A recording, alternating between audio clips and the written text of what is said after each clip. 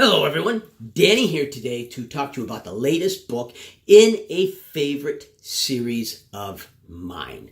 I did not do like I normally do. Normally I keep track and I know, hey, the next book in this series is coming out. There's several series that I do with.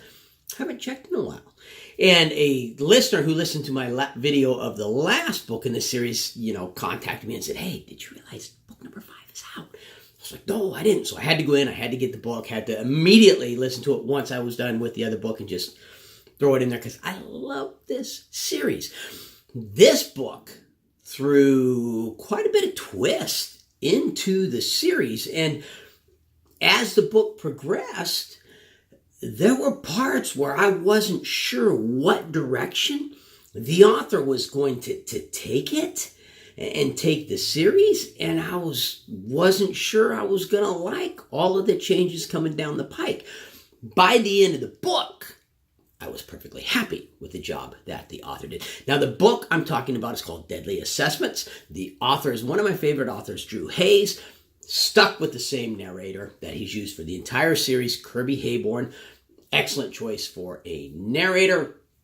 Please, for the rest of the series, continue with Kirby Heyborne. He is the perfect choice for the series. He does Fred so very well. And all the other characters. He does voices, everything. Now, if you're familiar with the series, you have this accountant who's turned into a vampire and refuses to play by vampire rules. And because of that, he gathers this very powerful, eclectic group of friends around him who actually trust him, because vampires are like the most hated, mistrusted animals or creatures in the paranormal world kind of a thing. And either the book before this one, or it was either book 3 or book 4, in order to protect another vampire, he ends up creating his own vampire house, the House of Fred, which he is the head of. And all of his friends are like, great, we're going to join your house. And they think that now we're all a house, we're all good, we're all golden, we're all protected. But there's a governing body out there that they were unaware of, called the Blood Council. And the Blood Council actually has the legal right to come in and inspect the vampire house and decide, hey, this house needs to be exterminated. And they can legally exterminate the entire house. Well, another vampire house that Fred has, beaten, decides, okay, we're going to file a complaint and say that he doesn't have the right to be the head of a house, to be a leader. He's too young, he's too untrained, all this different stuff. So you're introduced to the Blood Council, who is there to determine whether or not, and they only send one person, Prudence, is her job is Prudence with the Blood Council, and that's all I'm going to say on that one. But she's there to watch Freddy and to make sure that Freddy is able to be a competent leader and won't endanger the vampire world. And if she decides that Freddy needs to go, there's nothing any of his friends can do. In fact, if she decides the House of Fred needs to go, everyone in the house gets exterminated. So the first thing she does is isolate Fred from his fiancée, because she knows that his fiancée will just go absolutely nutters and ballistic defending Fred. One of the things about Fred is because Fred detests violence, he's never handled the violent end of things if he could help it. He has... There are times in the books when he has to get violent, and he keeps it to a minimum and does as little damage as possible. He's really relied a lot on his friends and using his friends to get him out of certain situations. And his fiancée is the one he relies on the most. So she gets cut out of the picture. She gets sent to the fairies because she's got to go through all these tests to earn her freedom from them so she can marry Fred. And the Prudence from the Blood Council and Fred have several discussions in this book where she explains to Fred that while his attitude isn't the problem, the fact that he wants to avoid violence, that he wants to avoid killing people, that's not the problem. The problem is, if you're going to be a vampire and you're going to be the head of a vampire house, and you are going to refuse to kill people, then you better be the absolute strongest vampire that ever walked the face of this earth, because you are going to set yourself and you are going to set your house up as targets. Everyone's going to come in, they're going to view you as weak, and they're going to target you, and you got to be strong enough to defeat them. So she wants to know, is Fred strong enough to defeat anyone who comes against him? And she kind of isolates him, and she takes him out by himself, and they go through several trials together, and you're constantly throughout the book worried that Fred, because Fred starts to realize, he really does, by the end of the book, Fred realizes, hey, I'm a weak vampire, which I was already aware of. He already knew he was a weak vampire, but he realizes the fact that I am a weak vampire endangers my friends. I have to become a strong vampire.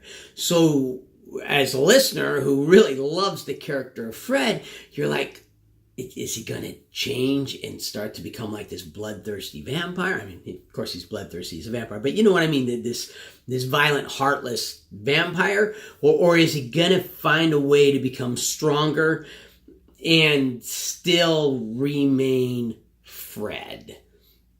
Now, the Fred the Vampire series do have some really good battle scenes in them and adventures like that. And this book is full of those.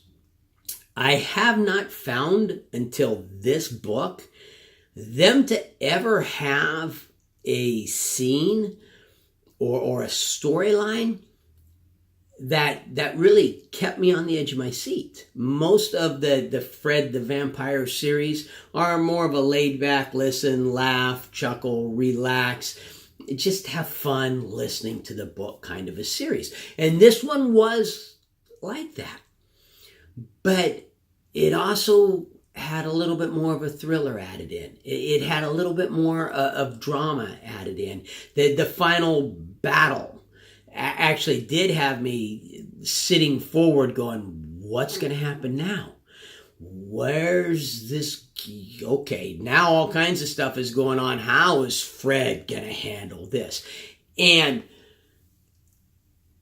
I don't want to give it away, but the final battle, didn't see it coming, the solution to the situation they're in. Totally, completely caught me by surprise, and I was like, oh, I love this battle here, this nicely done Drew Hayes to keep the flavor of the vampire series, of the Fred the Accountant series, to keep that kind of fun, laid back. Here's Freddy, who's just this really nice guy who happens to be put in a situation where everybody expects him to turn into a heartless monster, and he manages to be, you keep that, but you also kind of, add a little bit of thriller and drama to it. Obviously, the Blood Council is going to be a part of future novels. How much of a part, I really don't know. I mean, there's a nice ending to it between Fred and Crystal, which is the name of his fiancée there, to where you get to see more of a girly side of Crystal.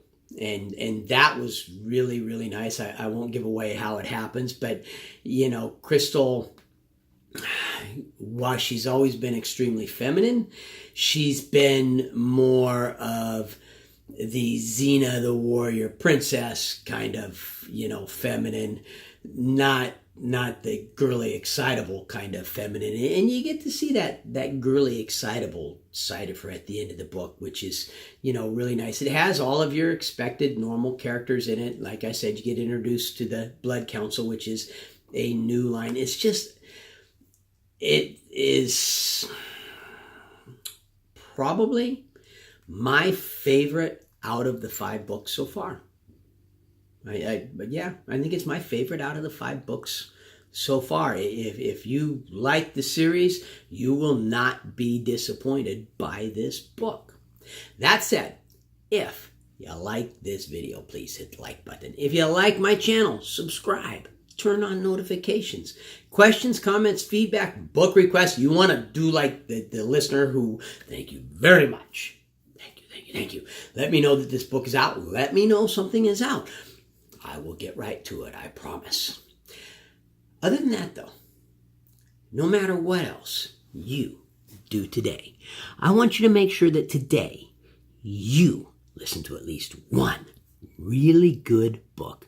And I very highly recommend Deadly Assessments by Drew Hayes. Thank you.